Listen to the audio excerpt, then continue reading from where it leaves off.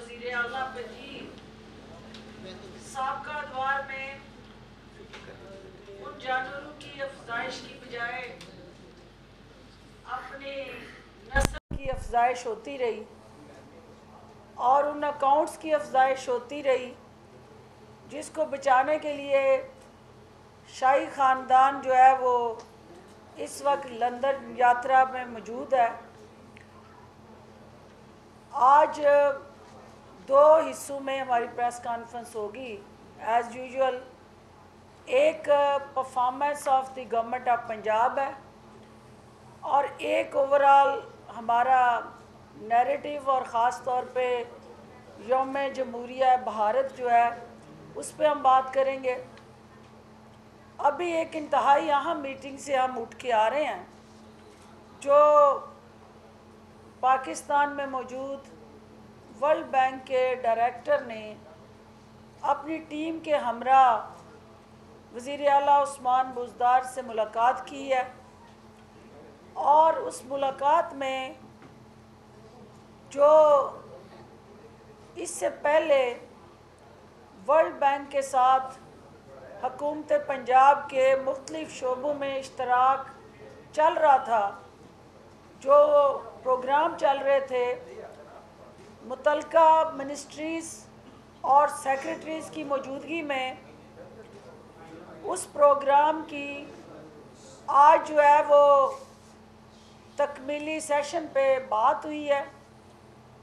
और अगले अहदाफ का तयन किया गया है। 2 billion US dollar world bank जो है वो पाकिस्तान में इन्वेस्ट करने जा रहा है। इस प्रोग्राम के तहत 5G जो गोल्स हैं वो तय किए गए हैं। उन 5Gs में girls education, growing health, green clean Pakistan, उससे जुड़ा ग्रीन क्लीन पंजाब का इनिशिएटिव और गवर्नेंस, और इसके साथ साथ जो इंतहाई अहम तरीन हमारा जो growth to inclusive growth that is inclusive, जिसमें यानी 5वां जो है वो जी वो ग्रोथ दैट इज़ इंक्लूसिव, जिसमें स्टंटिंग है, water and nutrition and health, ये वो तमाम 5 एरियाज़ हैं जिसमें वर्ल्ड बैंक जो है वो पंजाब हुकूमत के मुख्तलिफ़ महकमों में एक इश्तराकी अमल के ज़रिए हिस्सेदार बनने जा रहा है, पार्टनर बनने जा रहा है। और tourism, life stock, agriculture, construction, health, education और ई गवर्नेंस जैसे जो चैलेंजेस हैं उनको ओवरकम करने के लिए वज़ीर आला उस्मान बुज़दार की क़यादत में माली मुआवनत फ़राहम करने जा रहा है। वज़ीर आला उस्मान बुज़दार ने वफ़द को यकीन दिलाया कि पंजाब के अंदर करप्शन और करप्ट प्रैक्टिसेस का खात्मा ई गवर्नेंस से मुमकिन है और डिजिटल पंजाब का जो ख्वाब है वही तरक्की को शफाफियत से निचली सतह तक हर ज़िले तक पहुंचाने का वाहिद और मौसर ज़रिया है। इसके साथ साथ जो अहम तरीन इशू जो डिस्कशन में आया कि वर्ल्ड बैंक के दिए हुए ये जो सपोर्ट फंड है और ये जो हमारा प्रोग्राम है जो 2022 से 2026 तक जिसके अहदाफ और टारगेट्स और उसके साथ जुड़े जो मकासद हैं उसका तयन करने के लिए मुख्तलिफ़ मिनिस्ट्रीज़ को इस प्रोग्राम का बाज़ाब्ता हिस्सा बनाने के लिए वज़ीर आला उस्मान बुज़दार ने इस अज़म को दोहराया कि हम कौम की एक एक पाई जो है उसकी अमीन है और اس پائی کا ضیاع روکنے کے لیے ہر سطح پہ افیکٹو میکنزم کے تحت اور حکمت عملی کے تحت جو ان کی ٹیم ہے پنجاب میں، وہ بیوروکریٹک سٹرکچر ہو یا پولیٹیکل لیڈرشپ ہے، وہ اس چیز کو یقینی بنائے کہ یہ پیسہ جو ہے اس کا صحیح استعمال، درست استعمال یقینی بنایا جائے اور ہر ضلع تک ترقی کے اس یکساں عمل کو یقینی بنانے کے لیے یکساں مواقع پیدا کیے جائیں اور ان 5 Gs کو ان ٹرو اسپرٹ ہر حال میں عوام کی ضروریات، ان کے بنیادی حقوق کے تحفظ اور ان کے مشکلات کے تدارک کے لیے ترجیحات میں شامل کیا جائے۔ اور ورلڈ بینک کے ڈائریکٹر نے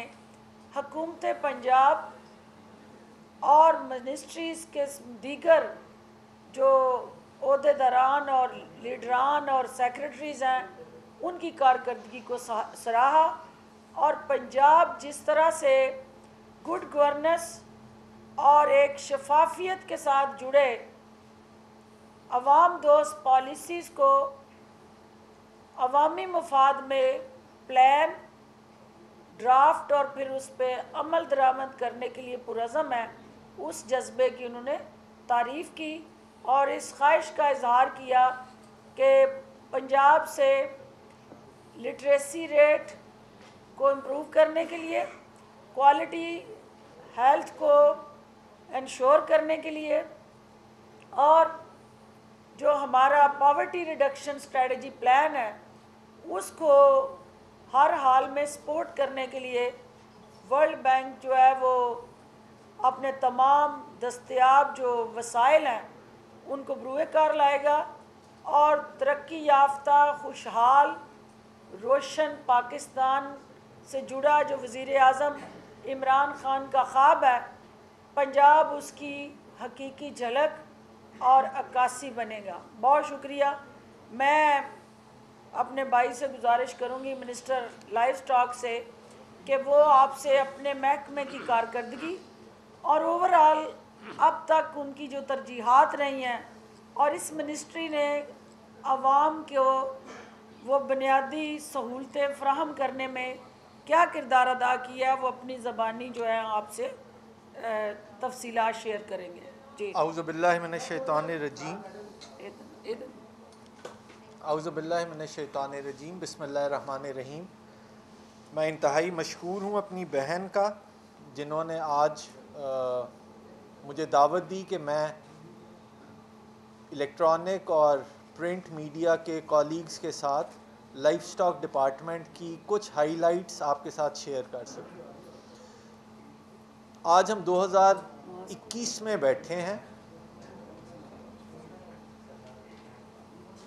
2018 میں پی ٹی آئی کی گورنمنٹ معرض وجود میں آئی، اور لائف سٹاک، جس طرح آپ زراعت اور لائف سٹاک دونوں شعبوں سے منسلک ہیں، کہ ہمارے میسز کا جو روزگار ہے وہ بھی ایک بہت بڑی آبادی ہے جو کہ اس کے ساتھ منسلک ہے، اور ہم بطور اینڈ یوزرز جو شاید کاروباری طور پر تو اس سے منسلک نہیں ہے لیکن اپنی خوراک میں کسی بھی حوالے سے زراعت اور لائف سٹاک کی اہمیت کو انڈرمائن نہیں کر سکتے۔ آپ کے سامنے میں 2 چیزیں رکھوں گا جو کہ میں سمجھتا ہوں کہ میرے لیے بھی آئی اوپنر تھیں اور آپ کے لیے بھی یقیناً ہوں گی، کہ ہم ایک ڈیولپنگ یا انڈر ڈیولپڈ ملک ہیں، باقی ممالک کی طرح ہم لوگ ڈیٹا پور ہیں۔ جو ڈیولپنگ ممالک ہوتے ہیں ان کے پاس وسائل لامحدود نہیں ہوتے، ان کے پاس بہت تھوڑے وسائل ہوتے ہیں، لمیٹڈ ریسورسز ہوتے ہیں، اور اگر آپ کے پاس ڈیٹا نہ ہو، آپ کو یہ نہ پتہ ہو کہ آپ کہاں کھڑے ہیں، تو اس سمت کا تعین کرنا اور ان جو مارجنل سے وسائل ہیں ان کی ڈائریکشن صحیح رکھنا، وہ ایک تقریباً ایک ناممکن عمل بن جاتا ہے۔ ہمارے پاس ڈیٹا کی نان اویلیبلٹی پلس پالیسی کا نہ ہونا. یہ بھی میں آپ کے ساتھ شیئر کروں گا کہ آج تک حکومت پنجاب کی لائف سٹاک کی کوئی پالیسی نہیں تھی جس کے اوپر ہم نے پچھلے تقریباً 1-1.5 سال پر کام کیا, اور میں ایکسپیکٹ کر رہا ہوں کہ آئندہ بجٹ سے پہلے ہم اپنی گورنمنٹ آف پنجاب کی لائف سٹاک پالیسی کابینہ سے منظور کرا کر, جس کے اوپر ہم نے اسٹیک ہولڈر سے ڈیلیبریشنز کر لی ہیں, وہ پریس اور میڈیا کے ساتھ بھی ضرور شیئر کی جائے گی. ڈپارٹمنٹ کا آج تک فوکس رہا ہے ویکسینیشن کے اوپر اور جانوروں کو بیماریوں سے بچانے پر, جس میں اس کو خاطر خواہ اچھے نتائج ملے بھی ہیں. کئی ایسی بیماریاں ہیں جن کا تدارک ہو گیا, اور کئی ہیں جس میں ہم ان کا تدارک کرنے کے بہت قریب پہنچ چکے ہیں. جو ویک اور گرے ایریاز تھے, وہ گرے اور ویک ایریاز کے اندر ہماری پروڈکٹیوٹی کا کم ہونا ہے. آج جس وقت جو بہن میری ذکر کر رہی ہیں, اس میں ورلڈ بینک کی میٹنگ میں پوائنٹ آؤٹ کیا سردار محسن لغاری صاحب نے کہ یہ جو 5Gs ہیں, ان 5Gs کے اندر ایک جی فار پاپولیشن گروتھ جو ہے اس کو کنٹرول کرنے کا بھی ڈالا جائے, کیونکہ ہم جتنی مرضی پلاننگ کرتے رہیں, اگر ہم اپنے اس بڑھتے ہوئے سونامی آف پاپولیشن گروتھ کو نہیں روکیں گے تو وہ تمام چیزوں کو کھا جائے گا. تو جب ہم انسانوں کی گروتھ کو کنٹرول کرنے کی بات کرتے ہیں تو اس کے ساتھ میں آپ کے ذہن میں یہ ضرور ڈالنا چاہوں گا, اسی طرح لائف سٹاک جو ہے وہ بھی, اس کی گروتھ بھی اگر ہاریزونٹل ہوگی, وہ پروڈکٹیو نہیں ہوگا, ہمارے پاس ان ایفیشینٹ جانور ہوں گے, تو ایک ہی خوراک ہے, ایک ہی پانی ہے, ایک ہی زمین ہے, جب وہ انسانی منہ بھرنے کے لیے اور انسانی پیٹ بھرنے کے لیے پورا نہیں ہے, تو آپ سمجھیں کہ پھر جانور جو ان ایفیشینٹ ہیں ان کو سسٹین کرنا ہمارے لیے آنے والے وقتوں میں تقریباً ناممکن ہو جائے گا. ویکسین پروڈکشن کے اندر ایک بہت اہم بیماری ہے جس کو ہم FMD کہتے ہیں, منہ کھر کی بیماری, اور اس کے لیے لاسٹ ٹائم, اور میں ہمیشہ میرے یہ بہت دل کے قریب چیز ہے کہ یہ ایک ایسی بیماری ہے جو جانور کو نہیں مارتی بلکہ جانور کے مالک کو مارتی ہے, اکنامکلی کرش کر دیتی ہے فارمر کو, جانور زندہ رہ جاتا ہے لیکن اپنی پروڈکٹیوٹی کھو دیتا ہے. اس کے لیے ہمارے پاس پاکستان کے اندر پنجاب میں ایک فیسلٹی ہے جو تقریباً 8 million doses government of Punjab میں بناتی ہے. ہماری پنجاب کو کارپیٹ ویکسینیشن کرنے کی ضرورت ہے 120 ملین ڈوزز کی. ہم بہت قریب ہیں اپنی کولیبوریشن میں چائنا کے ساتھ سی پیک کے ذریعے, اور اس کے اندر ابھی سوچ بچار یہ کی جا رہی ہے کہ چائنا کے ساتھ کیا گورنمنٹ ٹو گورنمنٹ کولیبوریشن کی جائے یا پاکستانی حکومت چائنیز پرائیویٹ سیکٹر کے لوگوں کے ساتھ کولیبوریٹ کرے, تاکہ ہم اپنے صوبے بھر کے جانوروں کو کارپیٹ ویکسینیٹ کر سکیں فٹ اینڈ ماؤتھ کی بیماری سے پاک کرنے کے لیے. یہ بھی آپ کو یاد دلاتا چلوں کہ جب بھی ہم ایکسپورٹ کی بات کرتے ہیں تو ایکسپورٹ میں جہاں ہم اکنامکلی نان وائبل ہیں, ایکسپورٹ میں کمپیٹیٹیو نہیں ہیں, تو وہاں ایک اور امپیڈیمنٹ جو آتا ہے اور ایک باٹل نیک آتا ہے جو ہمیں روکتا ہے ایکسپورٹ کرنے سے, وہ ہمارا سرٹیفیکیشن نہ ہونا ہے فٹ اینڈ ماؤتھ سے پاک ہونے کا. تو جو ملک ہم سے گوشت خریدنا بھی چاہتے ہیں, جب ان کو یہ پتہ چلتا ہے کہ آپ ہمارے جانوروں میں یہ منہ کھر کی بیماری ہے, تو وہ ہم سے خریداری نہیں کرتے کہ ان کے ممالک میں یہ بیماری نہ آ جائے. تو یہ ایک اور چیز ہے جو میں سمجھتا ہوں کہ آپ کے انٹرسٹ کے لیے ہوگی, اور یہ لائف سٹاک سیکٹر کے اوپر ایک بہت مثبت امپیکٹ ڈالے گی. لاسٹ بٹ ناٹ لیسٹ, ہماری جو ٹیم فیلڈ کے اندر نئی ریکروٹ ہو کر آتی تھی, اس کی ٹریننگ ایک انسیٹسفیکٹری کام تھا. یعنی لاکھوں روپے کے جانور جو کہ ذمہ داروں کے ہوتے ہیں, جو کہ مختلف فارمرز کے ہوتے ہیں, ان کو ہماری جو ٹیمز ہیں ان کو اتنی ایڈیکویٹ ٹریننگ نہیں ملتی تھی اور ان کو فیلڈ میں بھیج دیا جاتا تھا. تو جس طریقے سے شعبہ صحت میں محکمہ ہیلتھ کے اندر ایک ہاؤس جاب کا کنسیپٹ دیا جاتا ہے ڈاکٹر صاحبان کو کہ ان کو ہاسپٹلز میں ریکروٹ کرنے سے پہلے ایک خاص عرصہ ہاسپٹلز میں سینئر ڈاکٹرز کے ساتھ گزارنا ہوتا ہے, تو آپ سمجھیے کہ ہم لوگ ایگزیکٹلی اسی ماڈل کو فالو کرتے ہوئے اپنے لائف سٹاک کے ڈاکٹرز کو ہاؤس جاب کا کنسیپٹ دینے جا رہے ہیں آئندہ سال سے، جس کے اندر ان کو باقاعدہ 1 سال کی ٹریننگ دی جائے گی، جس کے مختلف سیگمنٹس ہوں گے. ان کو فارم پر بھی رہنا ہوگا، ان کو ہسپتالوں میں بھی رہنا ہوگا، اور اوور آل ان کو سیکٹر کا ہینڈز آن ایک تربیت کا ایک ماڈیول بنایا جائے گا، جس سے کہ ہماری وہ جو ایک ویک لنک تھا وہ کور ہو جائے گا. میں آپ تمام ساتھیوں کا اور خاص طور پہ اپنی بہن کا بہت مشکور ہوں، اور خاص طور پہ میں یہاں ذکر کرنا چاہوں گا کہ پرائم منسٹر عمران خان صاحب اور ہمارے چیف منسٹر سردار عثمان خان بزدار صاحب، یہ دونوں صاحبان لائف سٹاک سیکٹر سے بہت محبت کرتے ہیں. اور یہ دونوں جو صاحبان ہیں، خاص طور پہ بزدار صاحب جو ہیں، ان کا تو ایریا بھی ایسا ہے جہاں پر لوگوں کا لائیولی ہوڈ ہی مینلی لائف سٹاک پر ڈیپینڈنٹ ہے. وہاں پر ایون کراپس بھی نہیں ہوتی، لوگ زیادہ بال برداری کا کام کرتے ہیں. میرا ایریا بھی ایک ذمہ دارہ علاقہ ہے اور ہمارے ہاں بھی لائف سٹاک ہے. تو آپ سمجھیں کہ ہم لوگ لائف سٹاک کو ایک سرکاری ذمہ داری کے علاوہ بہت پیشن اور بہت شوق کے ساتھ چاہ رہے ہیں، اور ہم اپنے آپ کو اکاؤنٹیبل سمجھیں گے کہ ہمیں شعبہ کس شکل میں ملا تھا، اور جب ہم سے یہ ذمہ داری گئی تو ہم نے اپنے ذمہ داروں کے لیے اور اپنے لائف سٹاک سیکٹر کے لیے کیا کیا بہتری کی. بہت شکریہ جی. آپ یقیناً ان سے سوالات بھی کریں گے، لیکن اس کے ساتھ ساتھ آج بہت ضروری ہے پوری قوم کی اور خصوصاً پنجاب کے 22 کروڑ عوام کے جذبات کی عکاسی کرنا کہ بھارت کے جو یوم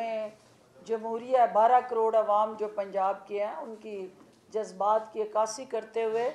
ہم اس بات کو یقینی بنانا چاہتے ہیں کہ بھارت جو ہے وہ دنیا کی سب سے بڑی جمہوریت ہونے کا دعوے دار جو ہے، اس کا مکروہ سیاہ چہرہ جو ہے دنیا کے سامنے بے نقاب ہو گیا ہے. اور اس کے اپنے یوم جمہوریہ کے موقع پہ جس طرح سے وہ اقلیتوں کو ٹارگٹ کلنگ کے ذریعے، وہ سکھ برادری ہو، وہ وہاں پہ ہم مسلمان ہوں یا دیگر اقلیتیں، ان کے ساتھ اس کا ناروا سلوک جو ہے وہ اس بات کی گواہی دے رہا ہے کہ بھارت جو ہے وہ ہندوتوا کے ذریعے جو اس کے اپنے ملک کے اندر بسنے والی اقلیتیں ہیں، ان کے لیے ایک خوفناک اور ڈراؤنا خواب بن گیا. نہتے مظلوم کشمیریوں کے ساتھ جو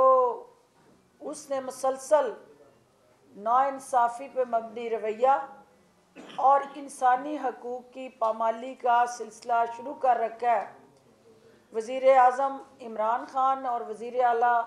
عثمان بزدار نہ صرف اس سوچ کو کنڈیم کر رہے ہیں، بلکہ پنجاب کے جو بڑا بھائی ہونے کی حیثیت سے اپنے ان مظلوم کشمیری بہن بھائیوں کے ساتھ دل دھڑکتے ہیں، اور بھارت کے یوم جمہوریہ پہ ان کا یوم سیاہ منانا،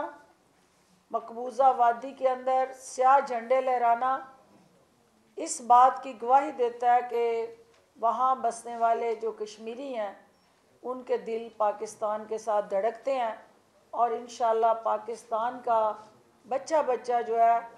وہ کشمیریوں کے ان جائز مطالبات کے لیے آواز اٹھاتا رہے گا، اور وزیر اعظم کشمیریوں کے ترجمان اور وکیل بن کے دنیا کے ضمیر کو جھنجھوڑتے رہیں گے. ایک اور بات جو، کیونکہ پھر اس کے بعد سارے سوالات کے جواب میرے بھائی دیں گے، چونکہ آپ کو یہ بتایا تھا کہ وسیم اکرم پلس کا سپیل جو ہے وہ انتہائی اہم سپیل شروع ہو چکا ہے، اور کل نون لیگ کی ایک اہم وکٹ گری. آج ایک اور وکٹ ہم لے چکے ہیں، اور اس وقت وہ وزیر اعلیٰ سے ملاقات میں مصروف ہیں، اور یہ نون لیگ کی کلیاں اڑانے کا، وکٹیں اڑانے کا سلسلہ جو ہے وہ جاری ہے. اور ہم جہاں ہر روز ان کی وکٹیں اڑائیں گے،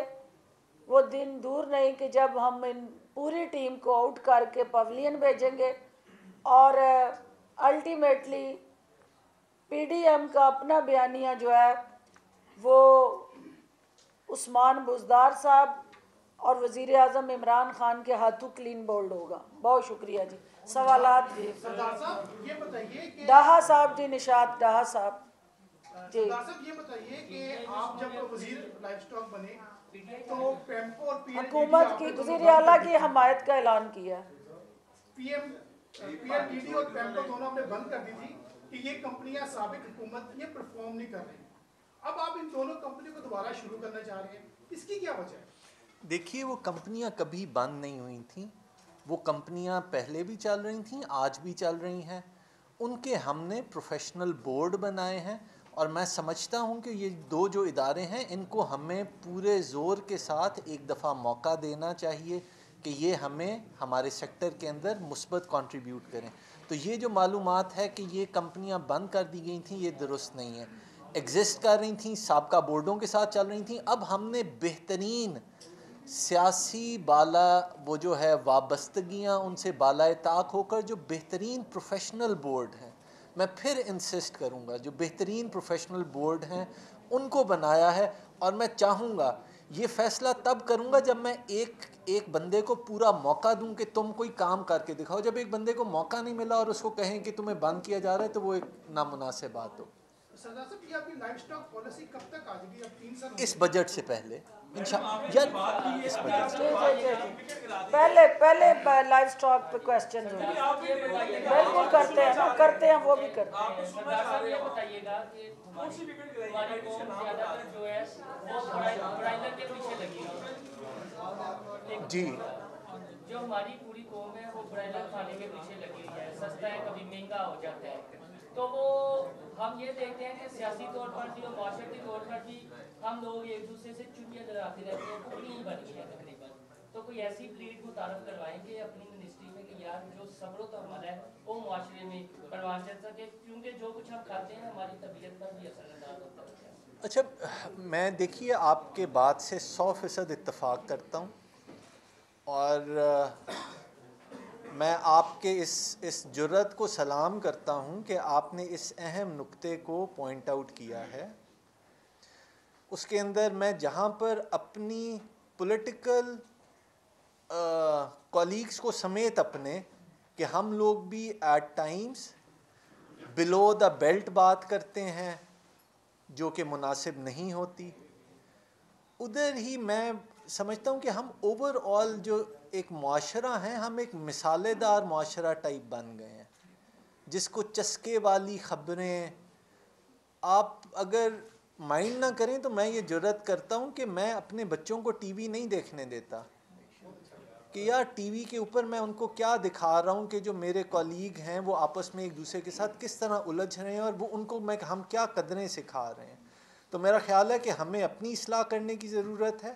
اور یقیناً جو بھی ساتھی ہیں وہ اگر اچھی روایات اور اچھی قدریں رکھیں گے جو وزاداری پر ہوں گی تو وہ ہم سب کے لیے بہت ضروری اور بہت اہم ہے. سردار صاحب یہ بتائیں 2.5 سال آپ کی حکومت کو ہو گئے ہیں, پرائم منسٹر نے کنسٹرکشن کے بعد دوسرا بڑا جو سیکٹر سامنے رکھا تھا ڈیولپمنٹ کے لیے وہ لائف اسٹاک تھا. ابھی تک نہ آپ کے پاس کوئی ڈیٹا اکٹھا ہو سکا, نہ آپ پالیسی بنا سکے,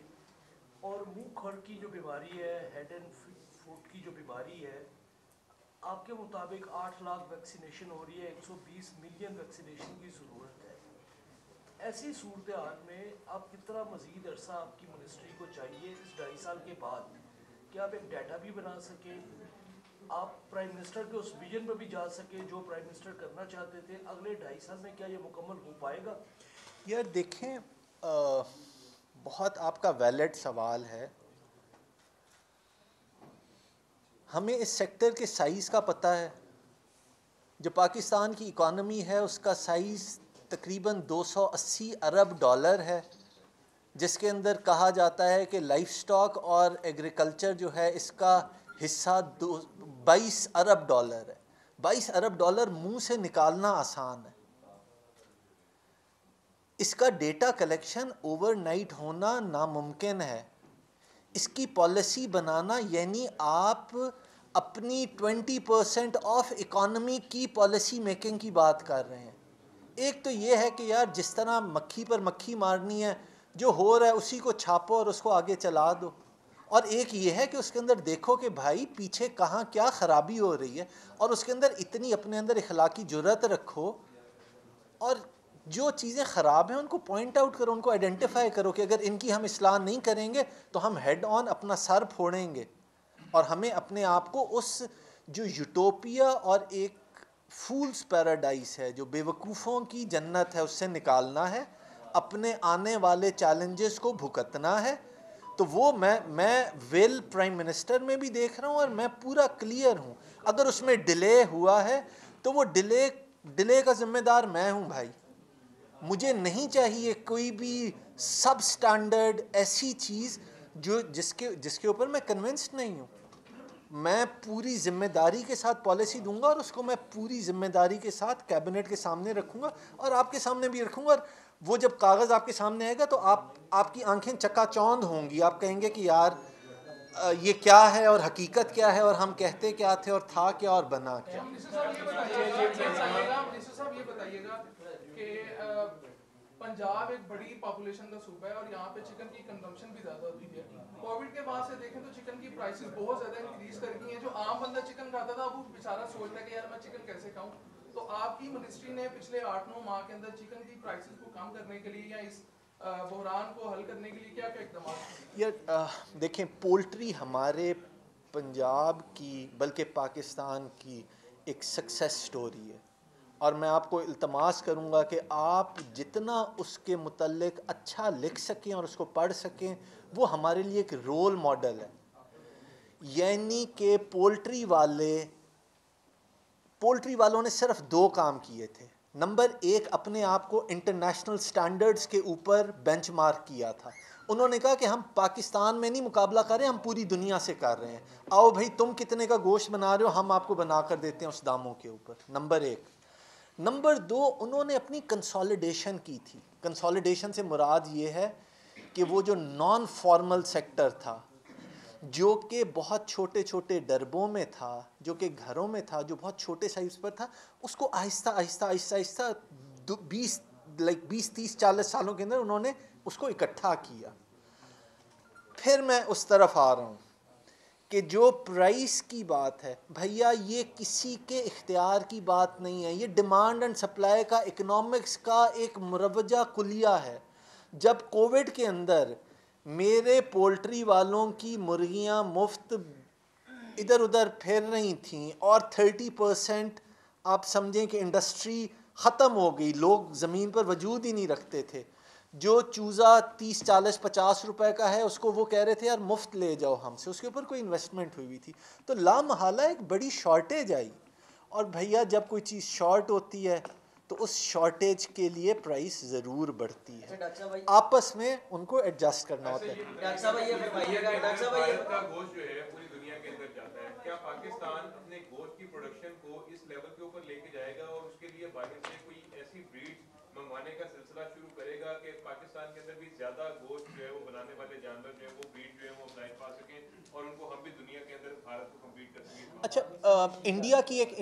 کا اور پاکستان کا ایک بڑا ڈفرینٹ کمپیریزن ہے. وہ اس حوالے سے ہے کہ انڈین گوشت زیادہ کھاتے نہیں ہیں. انڈین گوشت کی پرائس انٹرنیشنل پرائس کے ساتھ کنیکٹڈ ہوتی ہے. اور اگر میرے پاس اب ایگزیکٹ نمبر میرے ذہن میں نہیں ہے، لیکن میں آپ کو ایک رف ایسٹیمیٹ بتا رہا ہوں کہ اگر ہم سال کے اندر 3 یا 6 لاکھ جانور ایکسپورٹ کرتے ہیں یا ان کا گوشت ایکسپورٹ کرتے ہیں، یہ میں ایک بال پارک نمبر دے رہا ہوں، تو ہم عید قربانی کے دنوں کے اندر 30 یا 40 لاکھ جانور کھا جاتے ہیں. تو آپ کو میں صرف ایک کمپیریزن دے رہا ہوں کہ بھیا ہماری ایکسپورٹس جو ہے نا وہ بہت منیمل ہیں. ہماری جو پرائس آف گوشت ہے وہ ایکسپورٹ کے ساتھ کنیکٹڈ نہیں ہے. ہمارا پاکستان کے اندر جو گوشت ہے وہ دنیا کے مہنگے ممالک کی قیمت والا گوشت ہے، وہ سستا گوشت نہیں ہے. انڈیا کے اندر گوشت نہ کھانے کی وجہ سے اس کی پروڈکشن زیادہ ہے، اس کی پرائسز کم ہیں، جس وجہ سے وہ انٹرنیشنل مارکیٹس کے اندر زیادہ کمپیٹیٹیو ہو جاتا ہے. جیسے براہمن جیسی بریڈ ہے جو کہ اتنا जाती है, जैसे कि पाकिस्तान के अंदर हमारी जो बेहतरीन ब्रीड साहिवाल जैसी ब्रीड्स हैं उतना गोश्त नहीं निकालती, तो ब्रीडिंग के लिए क्या काम कर रहे हैं उसके ऊपर। मैंने पहला आपको पॉइंट ये गुजारिश किया था कि हमारा ब्रीड इम्प्रूवमेंट वीक है। अगर आज मुझे चीन वाला कह दे कि यार मुझे इतने जानवर दो,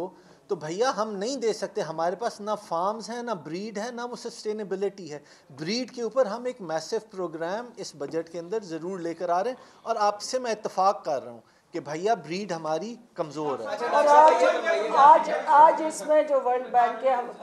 डेलीगेशन पे जो डिस्कशन थी और जो प्रोग्राम्स और प्रोजेक्ट्स डिस्कस हुए हैं उसमें लाइव स्टॉक भी शामिल है। और लाइव स्टॉक जो है वो आप सब जो गोश्त खोर कौम है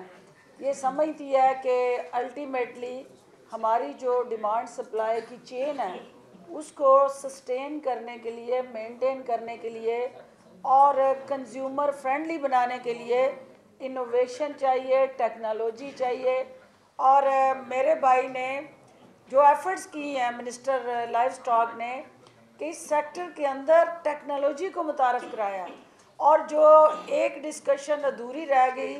जो अगले दिनों में ये करने जा रहे हैं फ्यूचर इंसेंटिव और इनिशिएटिव्स में, ये आपका खुला दूध जो है इसको जिस तरह से ये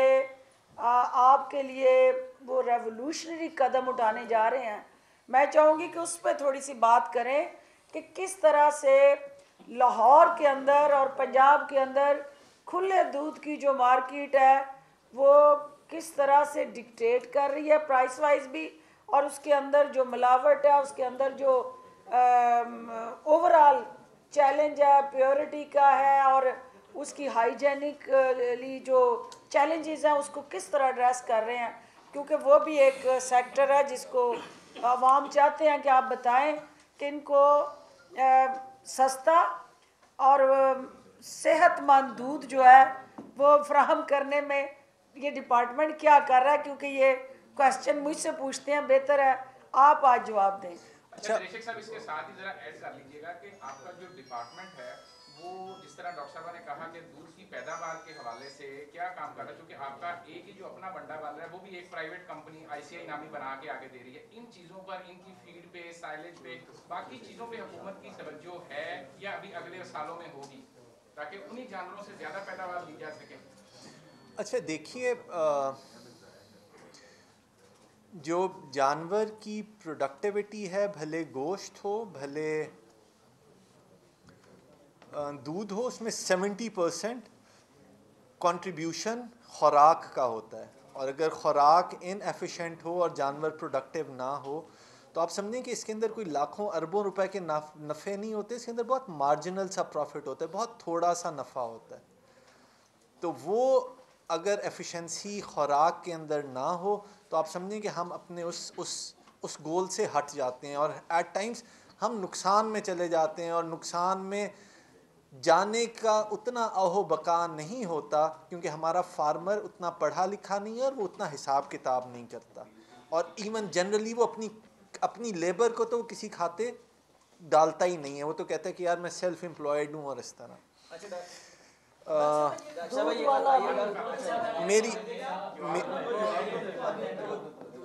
मेरी गुजारिश, मैं अपनी बहन से इन्होंने पॉइंट आउट कर दिया, ये जो दूध वाला मामला है जी, इसके अंदर प्राइम मिनिस्टर साहब लोगों की सेहत के मुतल्लिक कंसर्न्ड हैं। स्टंटेड ग्रोथ का जिक्र होता है, तो जब स्टंटिंग आती है तो उसके अंदर लामहला अडल्ट्रेशन एक बहुत बड़ा फैक्टर है। जहाँ बाकी शोबों में अडल्ट्रेशन हो रही है उधर दूध में भी हो रही है। मेरी आप सबसे इस्तदा होगी कि कई दफ़ा हम अगर चीज़ों को वक्त से पहले फ्लैश और हाईलाइट कर दें तो उसके अंदर कंट्रोवर्सीज़ बहुत सारी आ जाती हैं और उसके अंदर हम एक और टग ऑफ वॉर के अंदर पड़ जाते हैं। मैं मुअद्दबाना इल्तमास करूँगा और अपनी बहन से भी ये गुजारिश करूँगा कि अगर हम इस टॉपिक को पर जनरली आपको ये बता देते हैं कि हम अडल्ट्रेटर्स के ख़िलाफ़ हैं जो दूध में मिलावट करते हैं, और अडल्ट्रेशन ट्रेसेबिलिटी के बग़ैर मुमकिन को रोकना ट्रेसेबिलिटी के बग़ैर मुमकिन नहीं है। अगर एक चीज़ पर किसी का नाम नहीं लिखा हुआ तो आप किसी को चोर नहीं ठहरा सकते। میں نہ کسی سیکٹر کے حق میں ہوں نہ کسی کے خلاف ہوں، میں صرف ایک انسان کے خلاف ہوں جو ملاوٹ کر رہا ہے، بھلے وہ کھلے دودھ میں کر رہا ہے، بھلے وہ ڈبے والے کے اندر کر رہا ہے، جو سب سٹینڈرڈ چیز دے رہا ہے، اس سے میرا فارمر مار رہا ہے، اور اس کو ہم نے پورا ہٹ کرنا ہے، اور ہمیں ان کو بہت ہارڈ ہٹ کرنا ہے۔ ڈاکٹر صاحب یہ فرمائیے گا کہ عمران خان صاحب نے ہمیشہ جو ہے وہ ہارس ٹریڈنگ کی مخالفت کی، ارکان کی خرید و فروخت جو ہے اس کی مخالفت کی، کے پی کے میں انہوں نے اپنے ارکان کے خلاف اس حوالے سے کارروائی بھی کی۔ اب سینٹ کے انتخابات آنے والے ہیں، نون لیگی اراکین سے آپ کہہ رہے ہیں کہ وزیر اعلیٰ کی ملاقاتیں جو ہیں وہ شروع ہو گئی ہیں، تو کیا دوبارہ آپ ویسی ہارس ٹریڈنگ کرنے جا رہے ہیں جیسی چیئرمین سینٹ کے لیے تحریک اعتماد ختم کرنے کے لیے کرنی پڑی تھی؟ بڑا اہم سوال ہے۔ دیکھیں، جہاں ہم ہارس بریڈنگ کی بات کر رہے ہیں وہاں آپ نے ہارس ٹریڈنگ کی بات کی ہے، تو اب یہ جو ہارس بریڈنگ جنہوں نے کرنی تھی وہ چانگا مانگا میں بیٹھ کے ہارس ٹریڈنگ کرتے رہے، تو یہ عمران خان نے اس ویژن کو چیلنج کیا، ان کی اس سیاہ عمل کی نفی کی، اور آج بھی اسی پہ ہم کھڑے ہیں، ہماری وہی کمٹمنٹ ہے۔ لیکن چونکہ اس وقت جو پی ڈی ایم کو اپنی جماعت کے اندر اپنے بیانیے کے حوالے سے توڑ پھوڑ کا سامنا ہے، اور جو پی ایم ایل این کی کرپشن کہانی، غضب کہانی، اور اس دیگ کے اندر جس نے وہ کھا پی لیا ہے، اب وہ سارے پیٹ میں مروڑ لے کے اس وقت جو ہے وہ اپنے ٹیم کے اندر اختلافات کے ذریعے تتر بتر ہو رہے ہیں۔ تو چونکہ وزیر اعلیٰ پنجاب جو ہیں وہ پورے صوبے کے وزیر اعلیٰ ہیں، وہ پورے 12 کروڑ عوام کے وزیر اعلیٰ ہیں، تو اگر کوئی دیگر جماعتوں کا ستایا اور مظلوم متاثرین میں سے وہ وزیر اعلیٰ کے پاس آ کے اپنے عوام کے فلاح و بہبود کے لیے کوئی بات چیت کرتا ہے تو اس کا بھی حق ہے، اور وزیر اعلیٰ ان کے حلقے کے عوام کے لیے اگر کوئی بہتری کے لیے کوئی ریلیف پیکج دیتے ہیں تو یہ ہمارا فرض ہے، کیونکہ ہمارا سیاسی اختلاف ہو سکتا ہے آپس میں، ہماری کسی سے کوئی ذاتی رنجش یا ناد نہیں ہے، جو بھی عوامی نمائندہ ہے اس کا وزیر اعلیٰ کے دفتر تک رسائی اور وزیر اعلیٰ کا اس کے جائز مطالبات کو مان کے پبلک ریلیف انیشیٹو دینا ذمہ داری میں شامل ہے۔ تو یہ آپ ان سے پوچھیں جنہوں نے ہارس ٹریڈنگ کے جھنڈے گاڑے، اور اس کی گونج جو ہے چھانگا مانگا اور بلوچستان کے برف پوش پہاڑوں تک سنائی دی جاتی ہے۔ شاید یہ فرمائے گا کہ پی ڈی ایم جو ہے وہ بھی پورے جذبے کے ساتھ سینٹ انتخابات میں حصہ لینے جا رہی ہے، اور زرداری صاحب بھی اپنا جادو جگاتے ہوتے ہیں، تو یہ بتائیں کہ اب پی ٹی آئی کے کوئی رکن ایسے تو نہیں جو ادھر سے ادھر ہو جائیں؟ دیکھیں، جادوگری میں تو کمال جو ہے وہ آپ کو پتہ ہے کہ زرداری صاحب کو حاصل رہا ماضی میں، اور انہوں نے جس طرح سے آج کے جو حلیف ہیں ان کے حریف بن کے بلوچستان میں ان کے 14 طبق روشن کیے تھے، تو یقیناً ان کی کاریگری سے پی ایم ایل این تو اچھی طرح سے آگاہ ہے، تو ہمیں بھی ان پہ گہری نظر رکھنے کی ضرورت ہے، کیونکہ دیکھنا یہ ہے کہ یہی وہ وجہ ہے جس کی وجہ سے وزیر اعظم عمران خان یہ سمجھتے ہیں کہ ٹرانسپیرنسی آئے، یہ سینٹ کے الیکشن سے پہلے جو بکرا منڈی لگتی ہے یہ نہ لگے، اور یہاں اوپن یا شو آف ہینڈ کے ذریعے جو بھی کسی کو ووٹ دینا چاہتا ہے تو وہ اوپنلی اس کو اپنی جماعت کے اندر ہو یا جماعت سے باہر ہو، اس کو یہ حق دیا جائے کہ وہ اپنے ضمیر کے مطابق فیصلہ کرے، اور شو آف ہینڈ کی جو ہماری ریکویسٹ ہے وہ سپریم کورٹ کے پاس پینڈنگ ہے، تو لیٹ سی کہ اس حوالے سے کیا ترجیحات ہے۔ جی ایک منٹ، وہ کہہ رہے ہیں کہ وزیر اعلیٰ کے بھائیوں نے اپنے حلقے میں لوٹ مار مچا رکھی ہے، اور ہم جو ہے سینٹ کا الگ امیدوار بھی دینے جا رہے ہیں، اس کے حوالے سے یہ کل آپ نہیں تھے، آپ مسنگ پرسنلز میں تھے، تو یہ اس کا جواب ہو چکا ہے، اور یہ کل ہم نے ڈسکس کر لیا ہے۔ دوبارہ دہرا دیتی ہوں، بتاتی ہوں کہ یہ ہمارے بھائی جو ہیں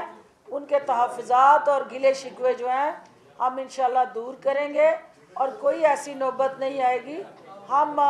एक घर के फ़र्द हैं और अगर किसी को गिला शिकवा है तो वज़ीर आला की क़यादत में हम उनके जायज़ मुतालबात जो हैं वो मानेंगे। जी जी जी डॉक्टर साहब ये बताइएगा कि आपकी अब तक की असेसमेंट क्या है, सेनेट में आप अपनी अददी अक्सरियत से कितने ज़ायद वोट लेने की पोजीशन में हैं? देखिए ये तो अभी it's too early to predict, लेकिन ये ज़रूर है कि जो अपोजिशन की पतली हालत देख के तो अंदाज़ा लगाया जा सकता है कि अगर उनकी विकटें उड़ने का ये सिलसिला इसी तरह जारी रहा तो हमारे मैच भारी मार्जिन से जीतने के चांसेस बढ़ जाएंगे।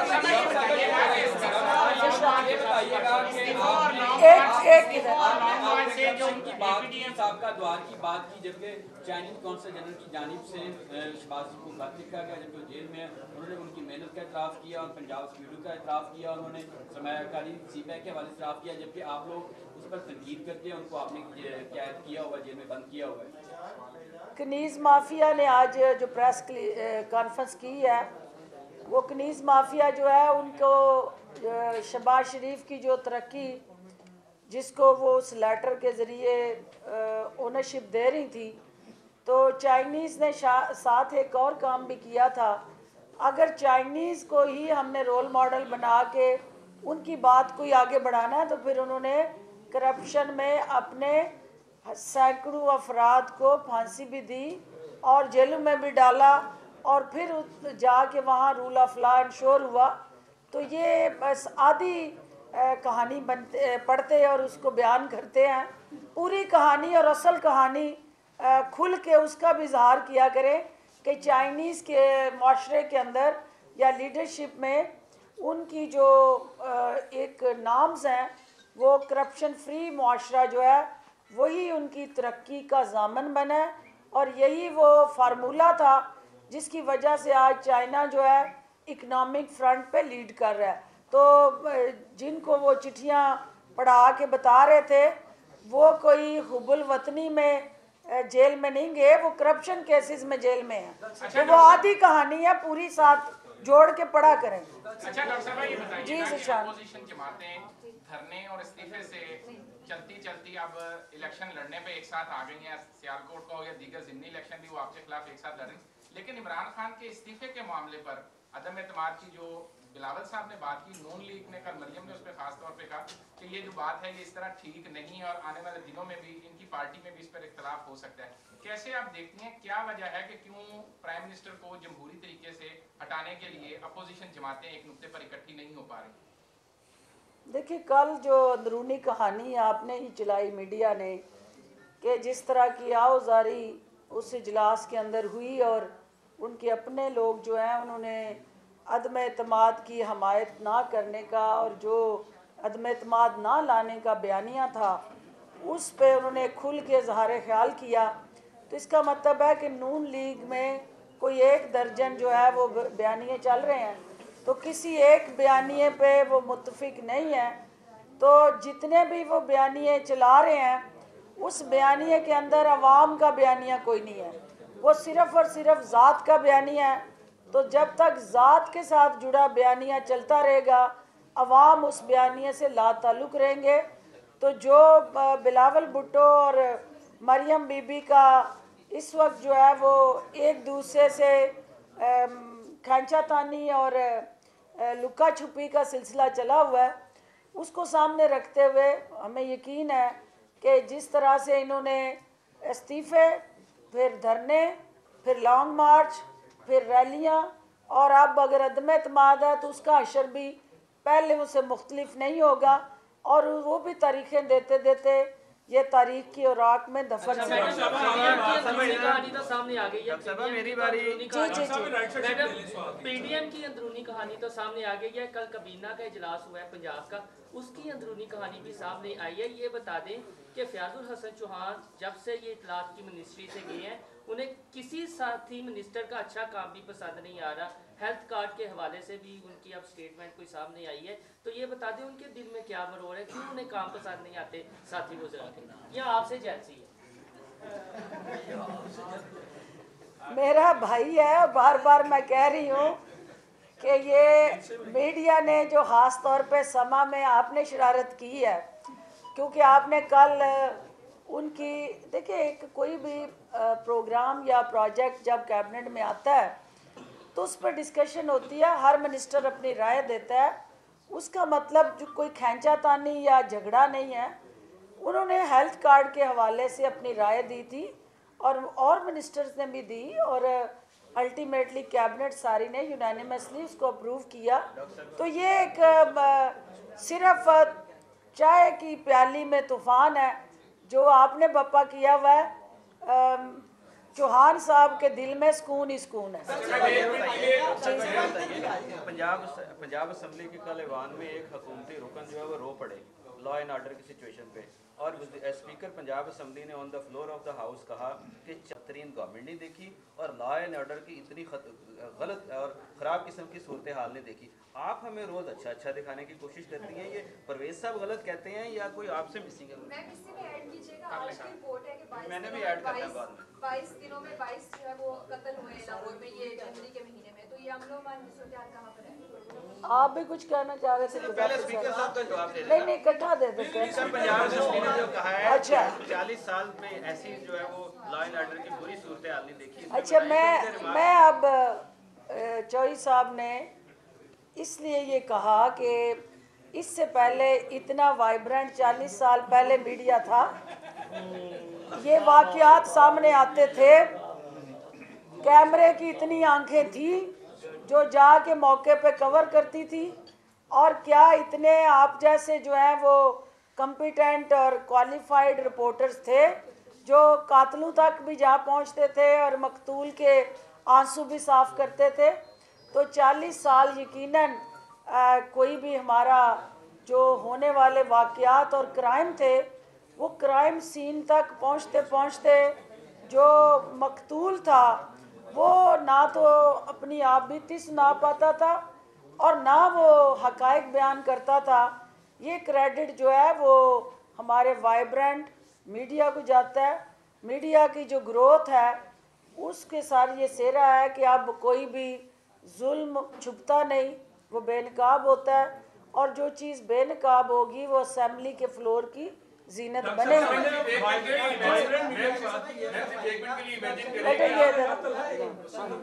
ये फरमाइएगा कि नून लीग को आप पवेलियन वापस भेज रहे हैं, जो उनके खिलाड़ी हैं क्या उनको अपनी टीम में आप शामिल कर रही हैं? दूसरा ये बताइएगा कि जो विकेटें आप उड़ा रही हैं क्या जिनके ज़मीर जागे हैं इस वक्त वो सेनेट इलेक्शन में आपको उन्होंने वोट देने की यकीन दहानी भी करवाई है? देखिए बात ये है कि हम नून लीग को उसके बयानिए को पवेलियन भेजना चाहते हैं, ग्राउंड में हम